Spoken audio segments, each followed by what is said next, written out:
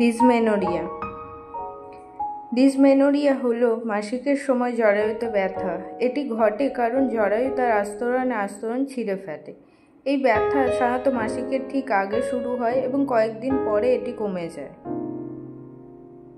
এর লক্ষণগুলি হলো তলপেটে তীব্র ব্যথা, কম্পন বা খিঁচুনি, মাসিকের 1 থেকে 3 দিন আগে থেকেই ব্যথা শুরু হওয়া, পিঠের নিচের অংশে ব্যথা, বমি বমি ভাব, ক্লান্তি বা দুর্বলতা, মাথা ব্যথা, মেজাজ পরিবর্তন, এসব আরও অনেক লক্ষণ দেখা যায়।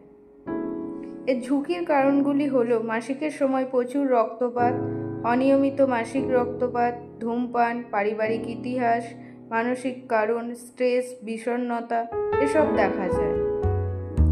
এসব সমস্যার সমাধান পেতে আপনারা আসুন আমাদের দ্য ওম ফার্টিলিটি ট্রিটমেন্টে। এখানে ন্যাচারাল ট্রিটমেন্টের মাধ্যমে 3 থেকে 6 মাসের মধ্যে আপনার সমস্যার সমাধান পাবেন।